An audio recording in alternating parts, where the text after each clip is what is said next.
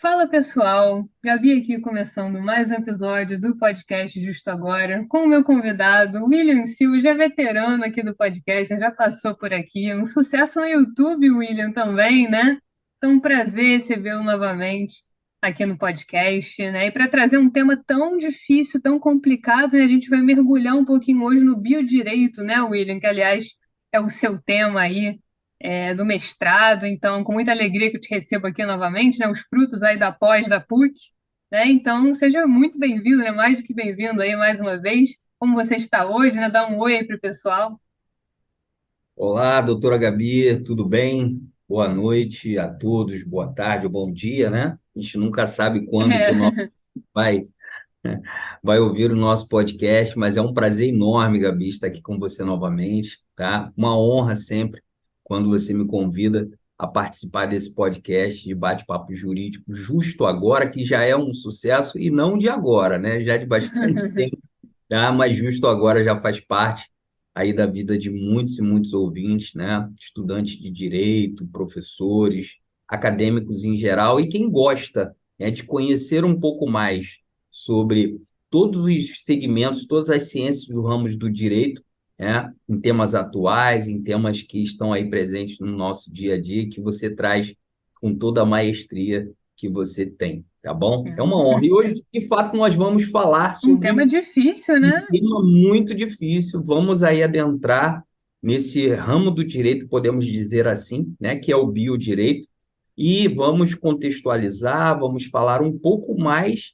a fundo de um tema que muitas das vezes a gente não quer falar, tá? Que seria aí a morte digna, eutanásia, distanásia, ortotanásia, tudo que envolve, né, uma parte da nossa vida que é o momento da morte. Exatamente, né, William? Então é um tema bastante espinhoso, né, bastante complexo. E a gente estudou, né, tivemos a oportunidade de estudar, né, claro que não com a devida profundidade aí, né, do seu mestrado, né, a gente só teve uma aula, né, infelizmente, né, sobre esse tema, né, então aproveitando aqui o seu mestrado, é um tema que é bastante desafiador, um tema difícil, um tema delicado, talvez um pouco ainda um tabu, né, então é claro que a gente separou aqui alguns tópicos bastante legais para trazer aqui para vocês. Mas antes, né, William, só te apresentar aqui mais uma vez, né, se o pessoal estiver chegando, agora aqui, né, descobrindo o podcast, vendo aqui o tema, então vou apresentar você, né, o William Silva, né, ele é bacharel em Direito, pós-graduado em Docência do Ensino Superior pela Universidade Cândido Mendes, certificado pelo curso de extensão sobre uniões afetivas e demais arranjos familiares pela mesma universidade. E, além disso, é pós-graduado, né, em Direito das Famílias e Sucessões, pela PUC-Rio, né, onde nos conhecemos, e, claro, né, atualmente mestrando em Direito pela Universidade Europeia del Atlântico, né? Então, aí estudando, né, se aprofundando aí sobre esse tema. Então, é claro, né, ninguém melhor do que o William para trazer aqui para gente. E como você já colocou, né, William, são alguns conceitos, né, que a gente vai trabalhar aqui ao longo do episódio. E eu acho interessante, antes da gente, né, mergulhar mesmo nos conceitos, né, de forma propriamente dita, a gente pensar até, né, no papel da ciência aqui, como é que a sociedade vem se comportando, né? Inclusive, teve um episódio em que eu falei sobre os idosos e o direito, então a gente vê que já existe uma mudança aí de perfil, né, na população, na pirâmide etária, então muito se fala, né, em direito à morte, né? E a gente até pode fazer aí traçar um paralelo, né, pensar em direito à vida também, né, assegurado aí pela Constituição. Mas é muito importante, né, William, estudar o biodireito na atualidade, né? Não é à toa que você está se dedicando a isso, né, que é a sua tese, e diante desses avanços, né, da ciência e os impactos que isso tem na vida das pessoas, né? Então, acho que isso é bastante interessante a gente abordar um ponto de partida, né? E a gente separou aqui, né? Tem alguns, eu sei que você gosta, né, dos aspectos aí éticos, né, filosóficos aí em relação ao tema, né? Queria saber se tem alguma observação para falar em relação a isso. E claro, né, a gente vai entrar um pouquinho, né, antes da gente mergulhar nos conceitos, né, como você falou, a gente vai entrar um pouquinho na questão da autonomia, né, dos aspectos existenciais aí que estão dentro do tema, né, que estão completamente ligados ao biodireito, às escolhas, né, que é um assunto aqui que vai permear a nossa conversa. Mas o que que você tem aí para nos dizer, né, em relação aí a esses aspectos éticos, né, filosóficos, porque é um assunto, né, que convida também a uma reflexão. É muito intensa em relação a isso, né, por falarmos aí da vida e do fim dela, né? Então aí temos aí bastante coisa para considerar, né?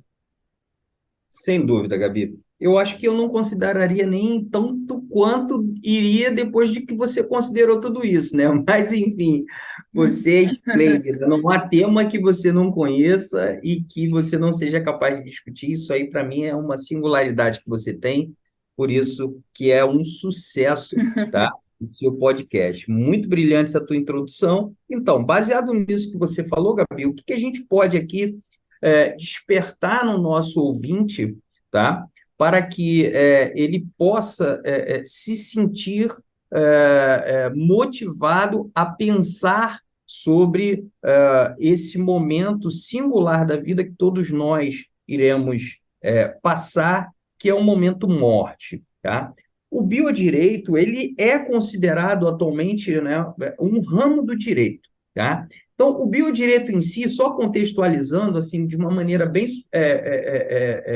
simples para que todos os ouvintes possam compreender, o biodireito ele tem como sua fonte, né, de valores justamente esse estudo que vai desde o nascimento, o momento vida, o nascimento, até o desenvolvimento da vida e até o momento morte. Então, o biodireito é como se fosse uma estrutura em que estuda-se todos esses valores que envolvem esse evento que é a vida, em todos os sentidos, tá? Inclusive, quando a gente fala de biodireito no sentido lato, né, a gente aborda também os ecossistemas e outros tipos de vida na Terra, não só a vida humana em si.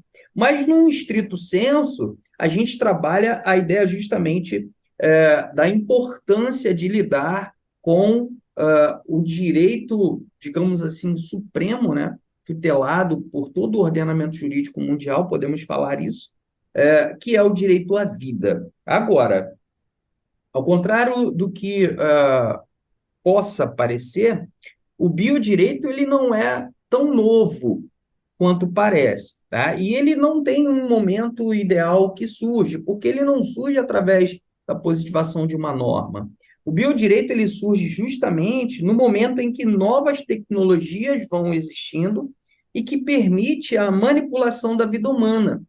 O biodireito ele surge quando isso começa a ser utilizado e que precisa ser devidamente regulado e devidamente tutelado, tá? Ante as nossas leis positivadas. E aí cada país, cada estado independente tem a sua visão, tem a sua forma, tem a sua estrutura. A gente vai também comentar um pouquinho como que está o estudo, né, dentro do biodireito no que diz respeito ao evento morte em alguns países, e importante ressaltar inicialmente esse detalhe, tá? E avançando em relação a isso, a gente pode considerar, doutora Gabi, que quando a gente fala do evento morte, é óbvio que a gente está falando do momento vida, porque não há morte sem que haja vida. Algo só morre quando está vivo. Então, é indispensável isso e não tem como fugir dessa realidade. A gente vai falar de morte, por quê? Porque a gente tem uma vida. Agora, a morte é o desfecho de uma vida? Muitos vão dizer que sim, e muitos vão dizer que é apenas um evento. O fato é que muitas sociedades ainda sacralizam a vida a ponto de que, por conta de dogmas religiosos, e a gente tem isso como uma estrutura muito real dentro de toda aí, vamos dizer, de toda a sociedade europeia, que foi surgido justamente dentro desses dogmas religiosos, né? E nós também aqui no Brasil tivemos essa influência da religião trazida pelos nossos colonizadores e que é presente até hoje. Então, a sacralização da vida, que diz que faz com que nós entendamos que a morte não é um direito nosso, porque a vida não é um bem nosso, é algo dado por Deus. Então, nós não podemos ter o direito de encerrar a nossa vida. E isso vai justamente de encontro à autonomia privada de nós, indivíduos, que é um direito constitucional, que está dentro dos direitos fundamentais. Então, já começa aí um Já embate, começam as complicações, já né? começam as complicações, porque quando a gente fala de biodireito, a gente vai usar a dignidade, o princípio da dignidade humana, como uma base para o estudo do biodireito. Então, estudar a dignidade humana como um princípio fundamental é reconhecer direito das liberdades, é reconhecer a autonomia privada e é reconhecer também a própria dignidade humana. E isso é fundamental para que a gente possa avançar no estudo do biodireito, mais ainda dentro do que corresponde o estudo do momento morte, né? Que a gente está falando de morte digna, a gente está falando que vai falar de eutanásia e outros eventos que ocorrem dentro desse momento morte. E também é importante dizer, Gabi, que todos esses aspectos existenciais que estão envolvidos nesse tema do evento morte, como, por exemplo, o respeito à autonomia privada, a tomada de decisão antecipada pela pessoa que está ali no momento terminal da sua vida, respeitar essa autonomia de vontade, como nós chamamos, né? Respeitar essas diretrizes, esses questionamentos que a próprio ser humano faz a si mesmo. Será que eu devo continuar vivendo assim, numa vida que não é mais a vida que eu tinha? Alguns autores vão dizer que a relevância da vida ela só ocorre quando ela pode ser vivida integralmente, vivida em sua plenitude. E esses estudos de vida e de consciência e de valor, isso é muito antigo. A gente pode até falar aqui com a total convicção de que a teoria de Miguel Reale, né, do valor, Sim. fato, né, e norma, né, é considerada justamente no momento que a gente aplica esses direitos fundamentais, o respeito à dignidade humana, na tomada de decisão de uma pessoa que não tem mais o exercício da sua vida em sua plenitude, como já teve um dia. Então, é sensível demais esse debate E e complexo, né? Você complexo. passeou aí por vários conceitos, né? Então, Não a gente tem existe. muitas dificuldades, né, William? Culturais também, a forma como a gente internaliza isso e como outras culturas internalizam mundo afora, né? Quando a gente pensa em direito internacional, quando a gente pensa em disciplinar um determinado assunto, os Estados Unidos, eu já trouxe como exemplo aqui, mas até entre estados, né, dentro do próprio país, isso acontece também, né, em outros lugares do mundo. Você tem diferentes formas aí de tratar determinados institutos jurídicos, né? Então, a gente tem questões filosóficas aí por trás, né? E antigas. E é interessante você dizer, né? A gente até falou, vai ter um quadro aqui do biodireito, né? Que o William vai participar. A gente está só trazendo aqui um pedacinho, né, do tema, porque é tudo muito complexo. Então a gente tem aí vários aspectos a considerar, né? Raízes culturais, questões filosóficas, éticas, né? Referentes aí ao debate que envolve tudo isso. Claro, com o respaldo aí do direito, então da dignidade humana, né, que já passou por aqui tantas vezes, né, que todo mundo que escuta aqui o podcast já está cansado, né, de saber da dignidade da pessoa humana, o quanto é importante, e da autonomia, né, eu acho que muito se fala hoje em dia, né, as decisões que cada pessoa toma, ao longo da vida, né? Então, isso também tem que ser tutelado pelo direito, o direito tem que olhar para isso, né? Então, quantos processos aí, quantos assuntos, né, temas a gente já não discutiu aqui, que não tem alguma relação com a vontade, né? Porque é essencialmente isso, né? Um processo. né, as pessoas ali buscando atender seus interesses, né, da melhor forma possível. E aqui não é diferente, mas é claro, tem esses elementos aí a mais que a gente joga, né, no caldeirão e faz desse tema muito mais complicado. Então, feita essa super introdução aqui, né, questões existenciais, né, as escolhas, essa sacralização da vida, né, questões culturais que você colocou, a gente vai partir, né, claro, enfim, para os problemas, né, o tópico da problematização, sempre coloco aqui no roteiro, porque é um tópico em que a gente vai explorando mesmo o tema, e aí nós vamos chegar a alguns conceitos também, né, que você vai discorrer aí para o pessoal sobre esses conceitos que você tem estudado. E aí, claro, tem, né, profunda aí relação com o que a gente tem falado até aqui. E aí nós temos, né, o direito à morte digna, né? Algo que tem sido discutido, como eu falei, né, a gente teve a oportunidade de estudar isso na pós-graduação, que também já é um aprofundamento, né, da graduação. Então nós já estávamos aí, né, num outro degrau, né? E a gente pode trazer também uma relação, né, com o direito à vida, né? Então escolhas que fazemos ao longo da vida, né, situações tuteladas pelo direito e alguns conceitos, né, que eu acho que ainda existe um certo desconhecimento, talvez.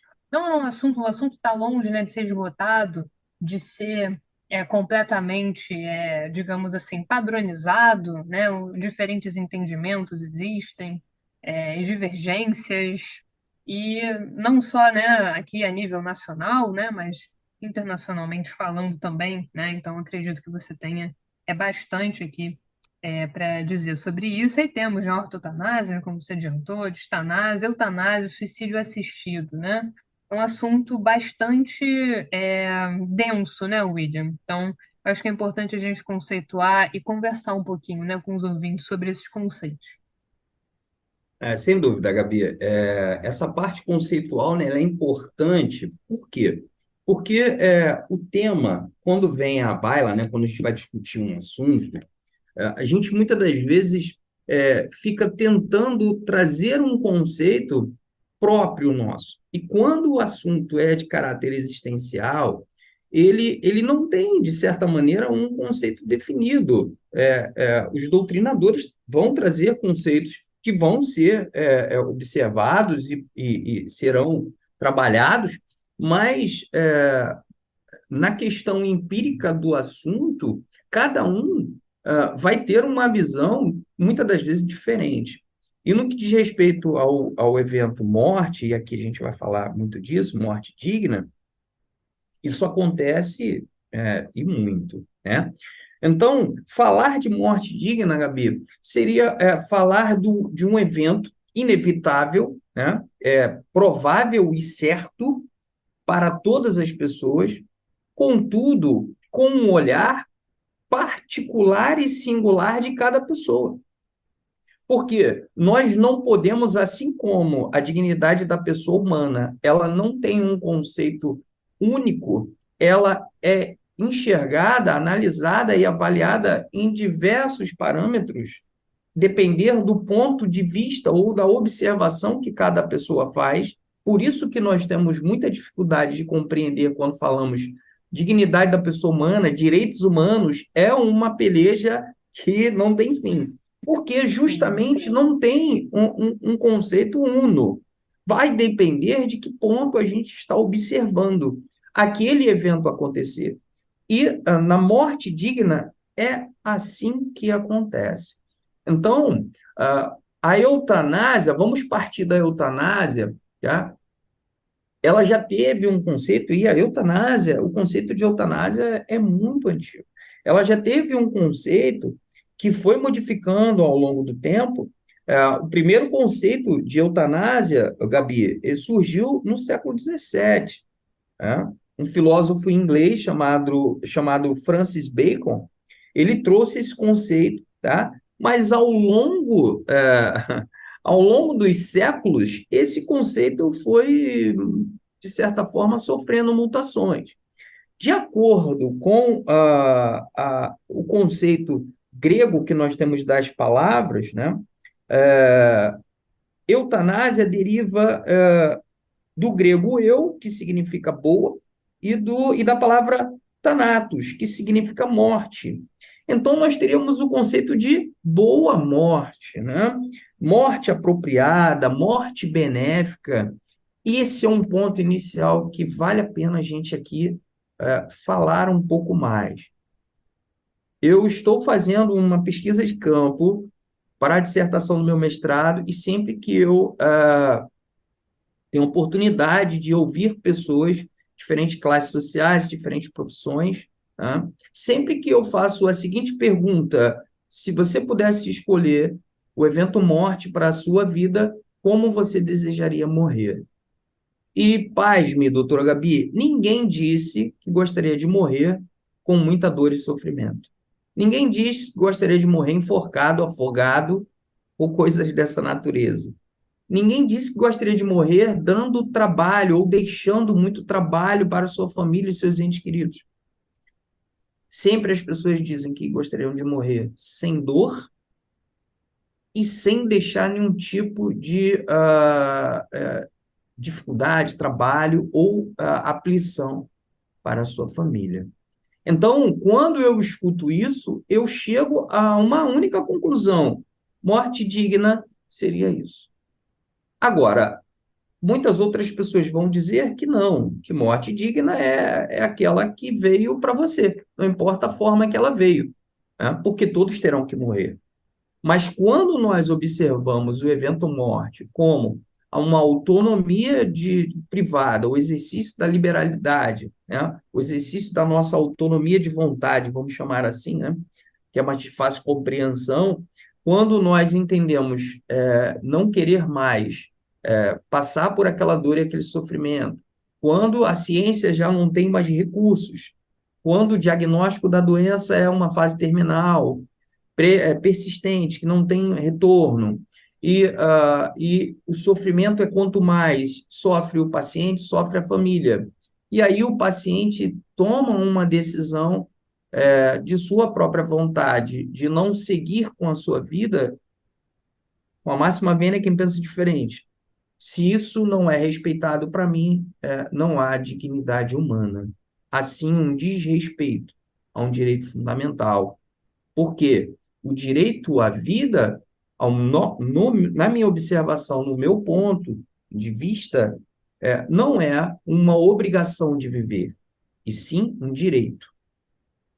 Então, se eu quero abrir mão desse direito pelas minhas razões, pelas condições de vida em que a minha vida se encontra, uh, esse direito, essa liberalidade, essa liberdade tem que ser respeitada pelo Estado. E ainda vou mais além, deveria sim ser tutelado, da mesma forma que o direito de nascer, o direito do nascituro o direito à vida digna também a morte digna deveria ser. Por quê? Faz parte do mesmo evento vida. Tá?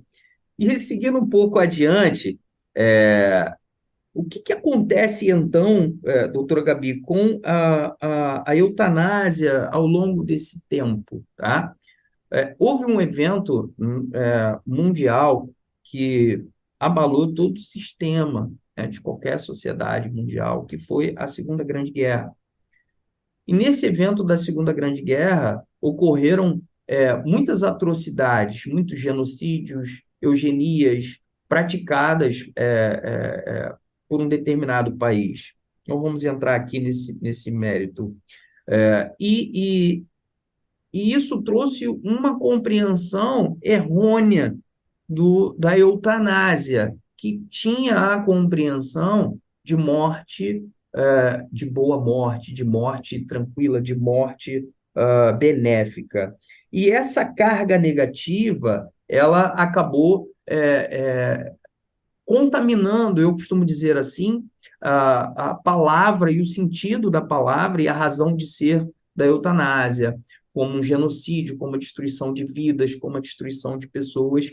E então aí isso começou a ter dentro do universo acadêmico, dentro de todo o universo aí jurídico, uma ideia contrária aquilo que era inicialmente, que fora inicialmente observado lá no século XVII pelo filósofo Francis Bacon.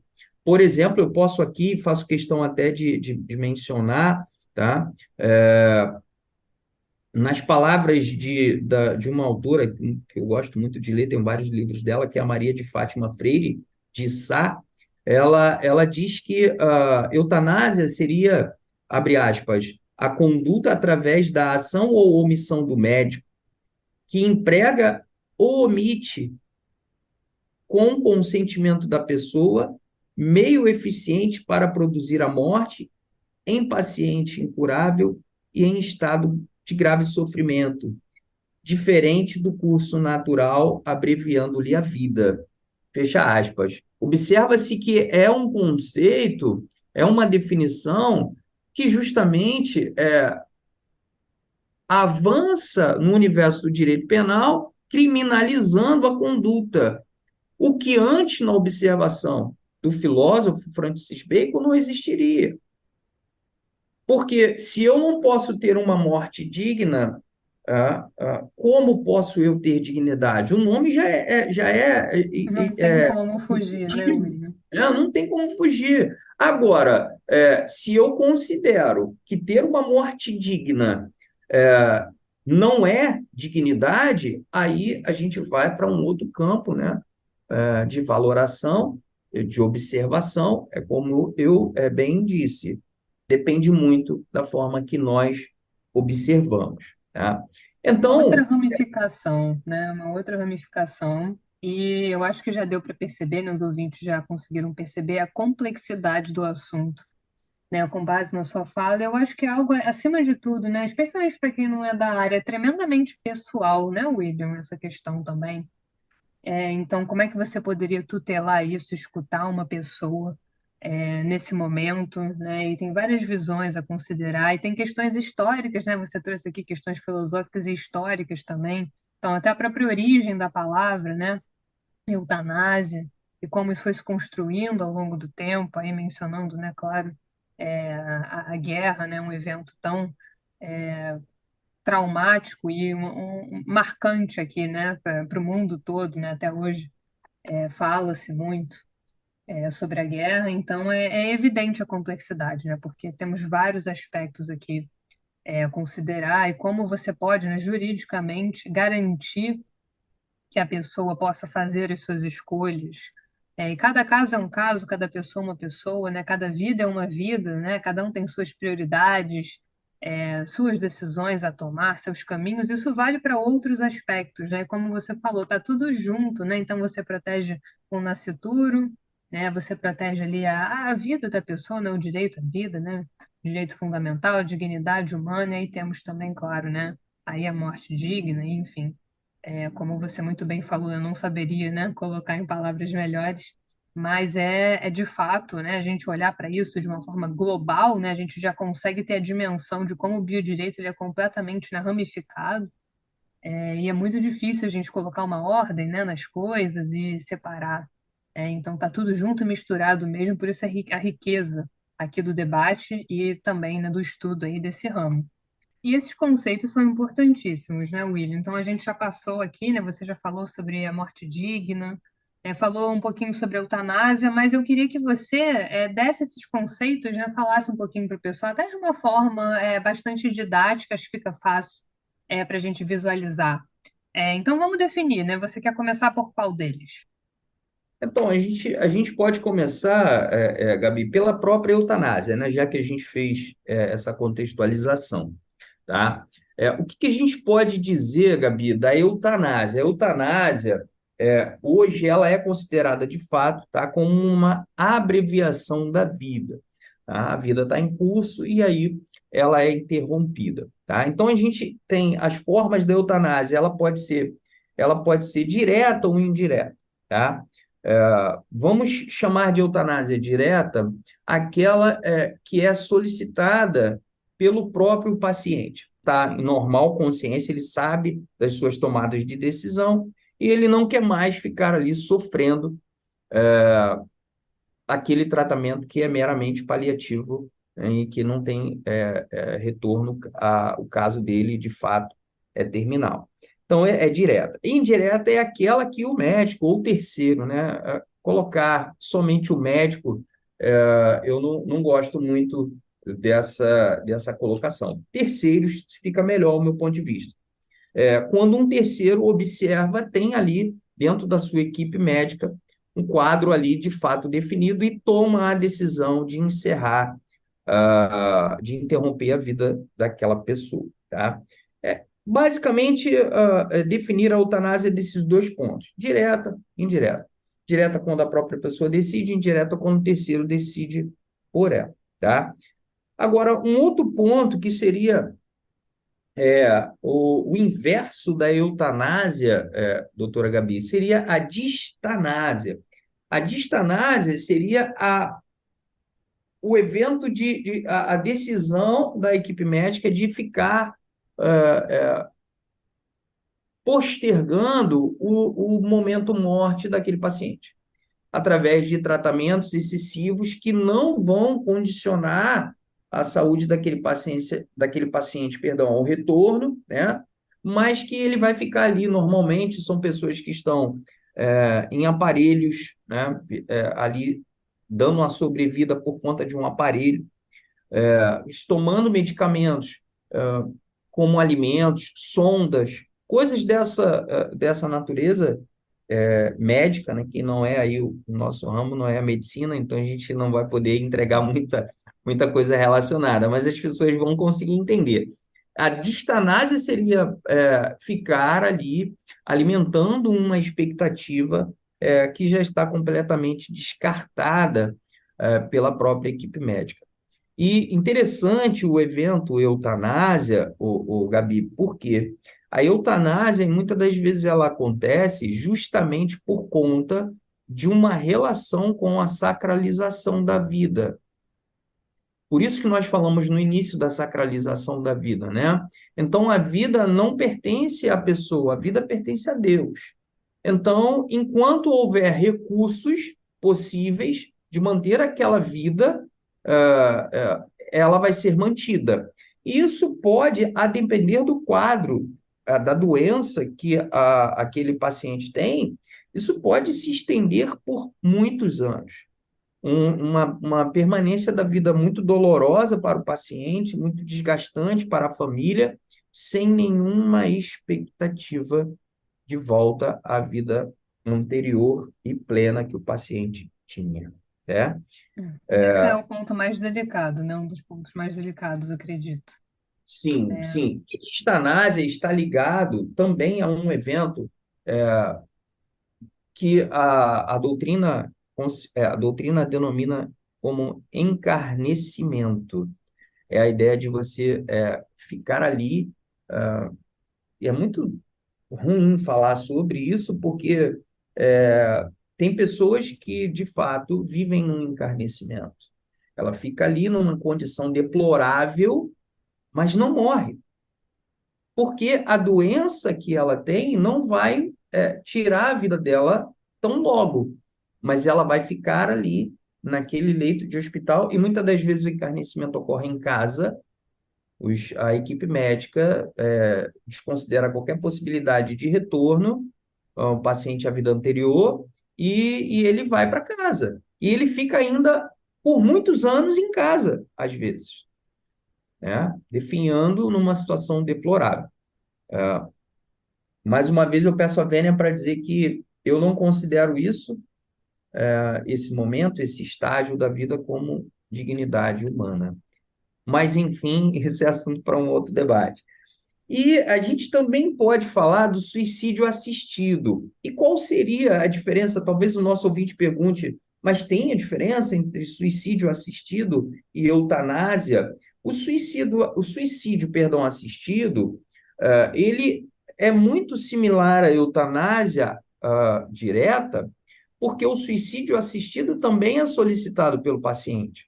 Só que o paciente tem as suas condições de tomada de decisão mantida, mas ele por si só, ele não consegue tomar adotar um determinado procedimento, seja é, desligar, digamos, um aparelho que ele esteja conectado, ou tomar algum medicamento que lhe cause a morte. Ele precisa de a ajuda de um terceiro. Então, o suicídio assistido, ele é a deliberação, a autonomia de vontade do paciente em interromper a sua própria vida. Ele tem consciência disso. Diferente da eutanásia, que o paciente não tem consciência, mas que a equipe médica decide não continuar com a manutenção daquela vida. O suicídio assistido, Gabi, ele tem muito a ver com o caso concreto que nós vamos falar daqui a Vamos, pouco. eu ia deixar você concluir exatamente, né? E é Vou interessante essa ficar aguardando distinção. esse caso concreto interessante. É. Essa E por distinção é bem oportuna, né, William? E eu acho que esses conceitos, né, mostrar, né, realmente o que se discute e as implicações, né? Aqui a gente nunca para só no teórico, né? A gente traz a teoria, claro, porque é muito importante que a gente defina, que a gente traga os conceitos, mas a gente pensa sempre na prática, né? Então, é como eu falei antes, né? Cada caso é um caso, tem casos que são muito tristes, muito complexos, muito complicados, de se lidar e da pessoa estar ali naquela situação, naquela condição, né? E o que pode ou não, né? A gente vai chegar, né, nisso, né? O que pode ou não em determinados países, mas, né, você estudou, né? A gente até conversava que foi difícil escolher um caso concreto, mas a gente trouxe um, né? Você vai falar aí, claro, para o pessoal, né, de uma forma mais detalhada, mas você trouxe um caso que inclusive virou filme, né? E inclusive a gente vai colocar também nas referências, que eu acho que é interessante, sempre aproxima, né? Sempre que a gente conseguir trazer exemplos para ilustrar mesmo, né? Que a pessoa possa, né, o ouvinte possa se identificar, né? Assistir, entender aquilo, né? Eu acho que fica muito claro, né? Quando a gente está dando uma aula, né? Explicando alguma coisa, eu acho que é nada melhor do que mostrar. Né? E esses tipos de caso concreto, né, que a gente vai trazer aqui, eu acho que eles deixam bem escancarada essa diferença de tratamento que existe entre países, né, questões culturais também, que estão aqui permeando a nossa discussão, né, todos os tópicos. Né? Então, eu queria que você apresentasse, né, o caso que você escolheu, né, um caso bastante emblemático, né, não é à toa que ficou bastante conhecido também, e a gente vai deixar aqui nas referências, claro, e para a gente conseguir aplicar, né, colocar. A gente já trouxe aqui os conceitos, a parte teórica, agora a gente vai trazer mais para perto aqui do ouvinte, né, para a prática, né? Então, conta aí o caso, o que que aconteceu nesse caso? Então, Gabi, esse caso é um caso muito interessante. Eu posso até dizer que é provável que seja o caso mais conhecido mundialmente, que é o caso de um espanhol, tá? Ele é o Ramon Sampedro. Ramon Sampedro, ele é um espanhol, tá? Ele foi um espanhol. E o caso dele é muito interessante. Por quê, Gabi? Porque aos 25 anos, tá?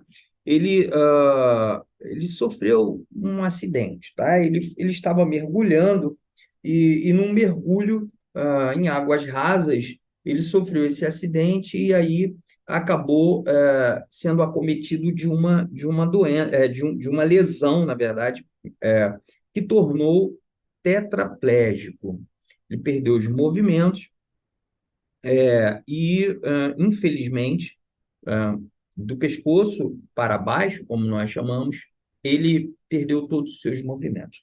E o que mais interessante no caso do Ramon Sampedro é que ele era um homem muito ativo, era um homem muito consciente, ele não estava, em momento algum, desmotivado com a sua vida. Ele escreveu artigos, ele escrevia, poemas, ele escrevia, bastante, tá? Então, ele era ativo, ele tinha condições de produzir, né, é, muitos efeitos inerentes à vida, mas, contudo, ele não podia mais fazer aquilo que ele gostava muito, né, que era mergulhar e outras atividades, porque perdera os movimentos. Tá? E ele começou, então, uma luta na justiça em 1993, na tentativa de conseguir judicialmente a autorização para interromper a sua vida. Contudo, doutora Gabi, na Espanha, é, a eutanásia, assim como o suicídio, né, a instigação ao suicídio, assim como no Brasil também é tipificado como crime, na Espanha também. E então, mesmo se valendo de muitos recursos, e foi uma caminhada aí num processo jurídico que não logrou êxito. Ele ficou, então, 5 anos lutando na justiça para conseguir a autorização, infelizmente, não conseguiu.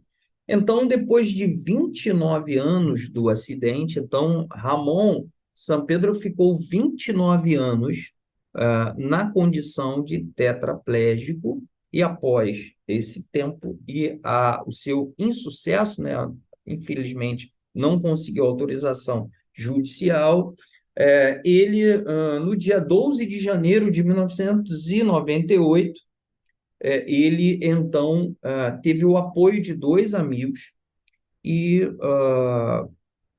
ele cometeu o suicídio assistido. O caso é muito emblemático, o momento final de sua vida foi filmado, isso tem cenas disponíveis, não só o filme, né, que é um filme muito interessante para quem gosta do tema assistir. O nome do filme é Mar Adentro, que conta a história de Ramon Sampedro. Ele teve a ajuda de duas pessoas, e essas pessoas compraram um líquido mortal que fora colocado num copo com água e disposto para ele na cama onde ele estava. Ele só mexia a cabeça, colocado num copo com água ao lado dele, e ele sozinho, né, mexeu o seu rosto e conseguiu sugar por um canudo aquele líquido, e óbvio, não é? Teve a sua vida interrompida. Muito triste, né, um evento como esse, porém, é aquilo que a gente vem falando desde o início do podcast: o direito fundamental à vida também deve assistir à morte, porque não há vida perpétua. O evento morte, ele acontecerá. E quando nós temos um Estado que tutela a vida, mas também garante a autonomia privada, a liberalidade de dispor dela, nessas condições, aqui nós não estamos falando, Gabi, de dispor da vida plena, da vida atuante, da vida eficaz. Nós estamos aqui falando de dispor de uma vida que não mais atende aquilo que sempre atendeu. E a gente aqui também está falando de uma autonomia privada.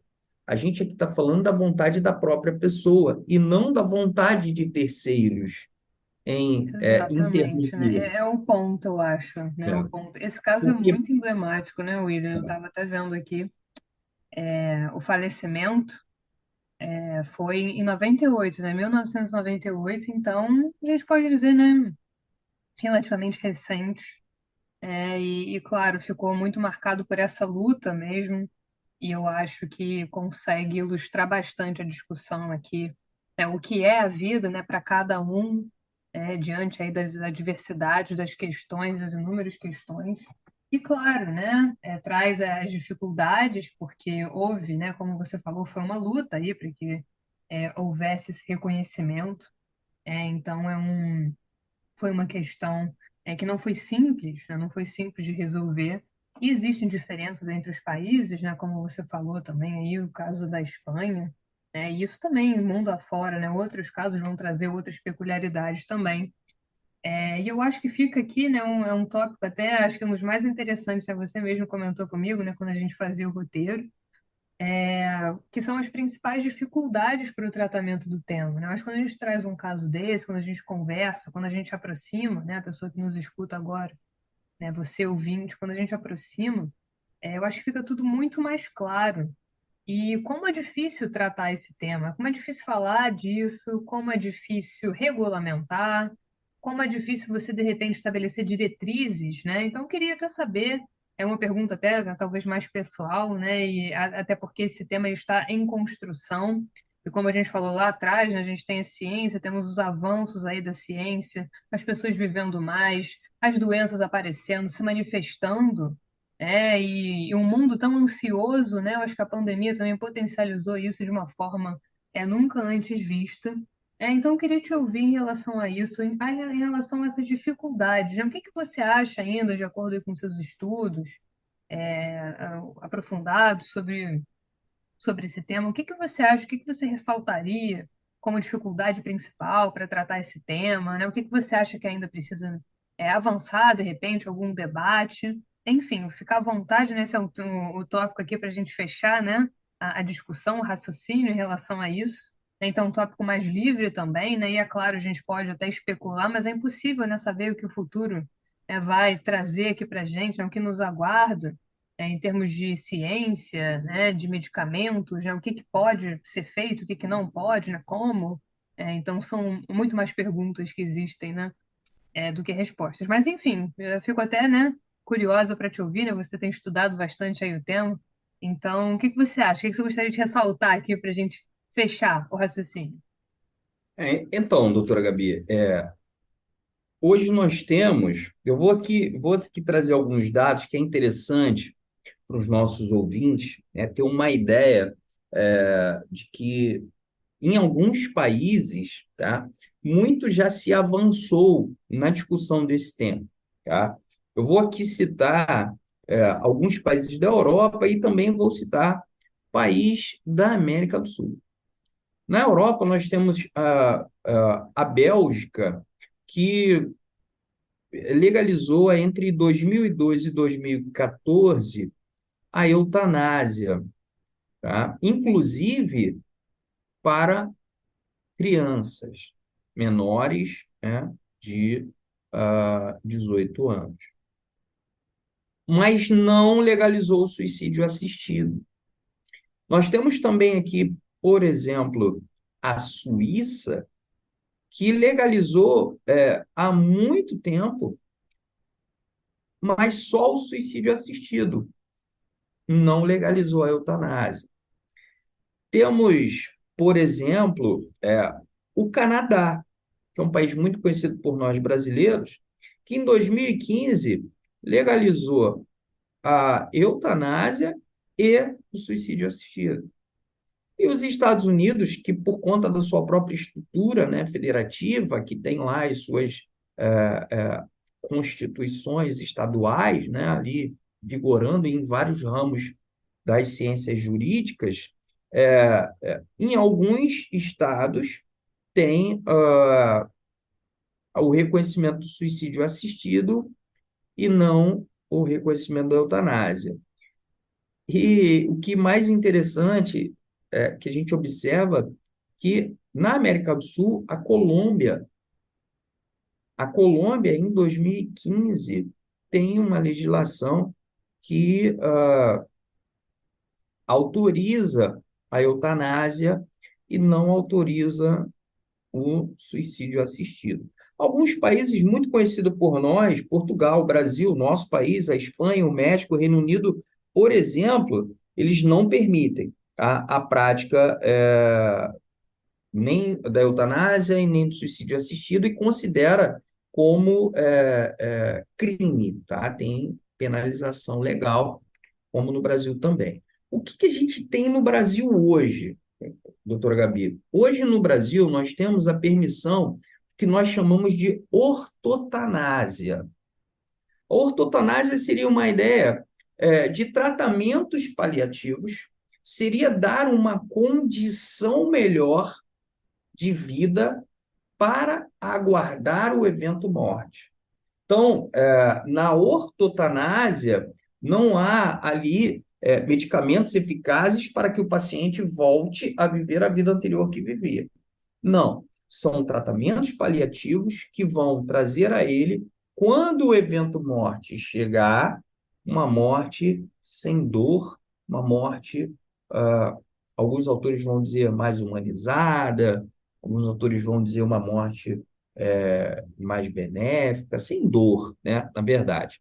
Mas na ortotanásia não há nem o evento da distanásia, esses medicamentos não vão ficar avançando com a vida, dando nenhuma qualidade, sim só sofrimento, tá? E nem tampouco vão permitir a eutanásia, que seria a interrupção da vida. Isso é o que a gente tem no Brasil, está devidamente regulamentado pelo Conselho Federal de Medicina, tá? Que tem suas resoluções sendo muito bem observadas. Agora, Gabi, o que nós esperamos, tá? Eu, com a máxima vênia, pelos estudos que venho fazendo, espero que aconteça, é que haja um avanço na discussão desses temas. Aqui no Brasil, nós, inclusive, retomamos discussões de temas, como, por exemplo, aborto, como, por exemplo, a questão de embriões sedentários, questões atinentes a esses assuntos que, em muito, já fora tabu. Aqui no Brasil nós voltamos a discutir. E a ideia é que se discuta cada vez mais, que haja participação de todas as comunidades acadêmicas, porque há aqui, de fato, uma questão muito interdisciplinar, né? E que isso avance. Agora, as principais dificuldades para esse avanço, e que a gente encontra dentro de toda essa estrutura, uma delas é a questão religiosa. Nós fomos colonizados pelos europeus que trouxeram para cá essa questão religiosa muito profunda e muito sólida dentro da nossa sociedade, e até hoje, em alguns assuntos, ainda se faz muito presente. Nós tivemos até há pouco tempo o direito canônico aqui, vigorando no nosso país, uma força muito grande. Alguns temas em direito das famílias ainda também guarda consigo essa questão, né, muito pautada na religião, como a questão que a gente já discutiu aqui, né, da família, a família perfeita pelo Estado, né, aquela questão. Já passamos, já a família demonista, né? O outro episódio do William fazer uma propaganda também, vale a pena. Perfeito, entendeu? Então, assim, a gente já discutiu isso aqui e isso volta porque dentro da ciência jurídica, doutora Gabi, o nosso trabalho como pesquisador, como acadêmico, como advogado, é justamente trabalhar para trazer qualidade essencial para os nossos clientes em diversos segmentos do evento vida, tá? E se tratando do biodireito, se tratando do momento da morte, não é diferente. Então, a sacralização da vida humana dificulta de você ter que dispor, falar abertamente e reconhecer que o direito à vida, que é tutelado pelo Estado, da mesma forma, também deveria ser tutelado o direito à morte digna. Seria uma das dificuldades. Outra que a gente pode citar é, aqui no Brasil, a nossa ainda uma carência muito grande de um sistema de saúde mais eficaz. Então, a gente tem uma desigualdade social ainda muito grande no nosso país. E com isso faz com que, se houvesse uma legalização da eutanásia, poderia ocorrer o que alguns teóricos vão chamar de ladeira escorregadia, eles chamam assim, que seria aquele evento onde os menos favorecidos seriam prejudicados. Então, nós possivelmente, né, teríamos dentro de um sistema de saúde muito deficiente, aí a prática, em muitos casos, talvez até não devida, de uma eutanásia, principalmente naquelas pessoas que mais carecem, né, que são as pessoas mais carentes. Então, seria, ao meu ponto de vista, essas duas dificuldades. Por outro lado, Gabi, a gente pode destacar que o reconhecimento justamente da dignidade humana, trazendo uma visão de que, uma vez que eu tenho o meu direito fundamental à vida reconhecido e tutelado pelo Estado, eu também tenho que ter meu direito, o princípio da minha liberdade, da minha autonomia privada reconhecido. E dispor da vida não deve ser diferente de dispor de qualquer outra situação existencial ou não que nos pertença. Esse é o E é ponto, né? importante isso. O ponto é esse: ninguém defende a morte de ninguém.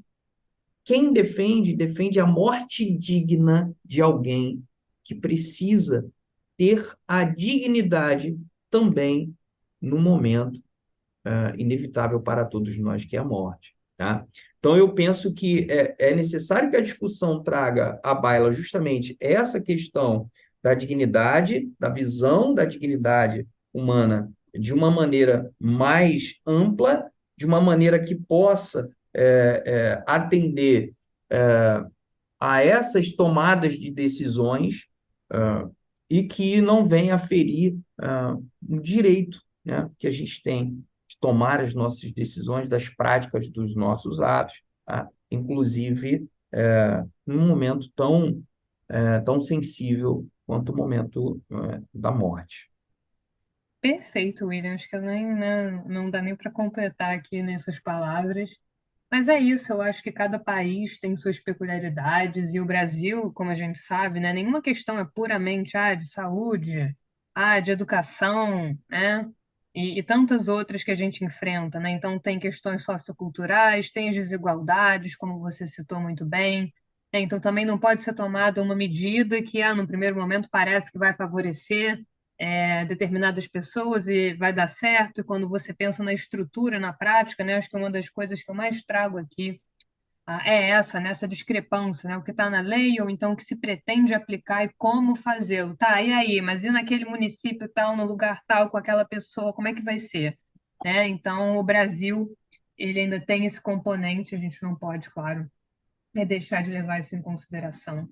E raízes culturais, né, questões culturais e tantas outras, né, que completam aqui essa discussão. E eu acho que esse tema é riquíssimo, né? Inclusive, falei com você, né, te parabenizei pela escolha, né, estudar, porque é um desafio muito grande. Eu acho que quando a gente abre as portas, né, para estudar isso, a gente pensa, né, bastante sobre o assunto, convida, né, a uma grande reflexão.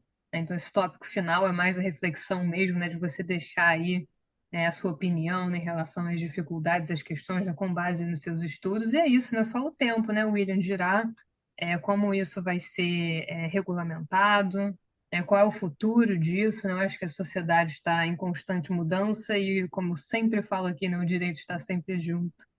Então, estamos aqui, claro, não é à toa, né, debatendo isso, um tema muito importante dentro do biodireito, né? Pretendo ainda trazer muitos temas aí dentro do biodireito também. Eu acho que é um assunto muito rico e um ramo do direito em que as pessoas também gostam. Enfim, existe uma curiosidade em relação a isso.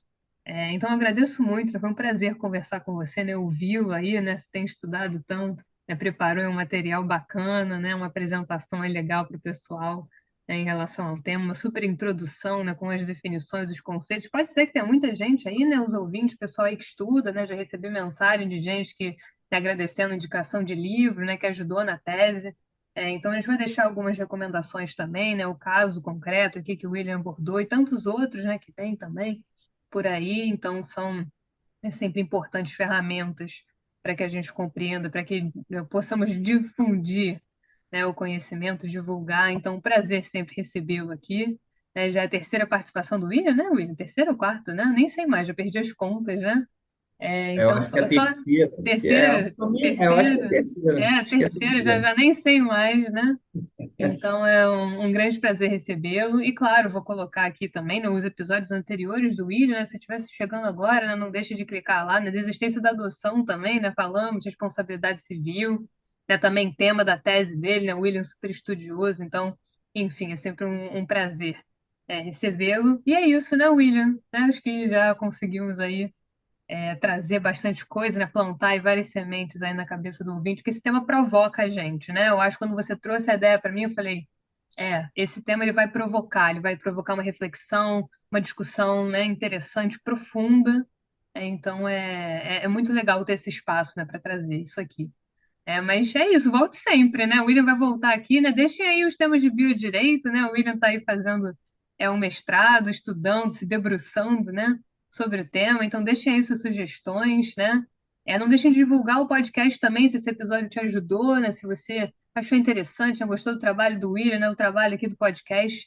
Tem vários temas interessantes, né? Então não deixem aí, né, de seguir o perfil, né, no Instagram. Tem no YouTube também, o pessoal tem gostado bastante de assistir lá pelo YouTube, então não deixem de conferir lá o canal, se inscrever no canal, né, divulgar, né, sempre que ajudou, pô, ajudou você, né, com o estudo, tudo, passe, né, adiante, né, sempre um prazer ouvir de uma pessoa que ajudou, né, com uma tese, né, que ajudou a entender algum conceito, né, alguém que não seja da área, então é por isso que estamos aqui, né, William, para divulgar aí o conhecimento, né, sempre. Então é isso, né, queria, né, passar a palavra para você, né, só para a gente fechar aqui, mas o espaço é seu, né, e ficam os meus agradecimentos e esperamos já uma próxima parceria.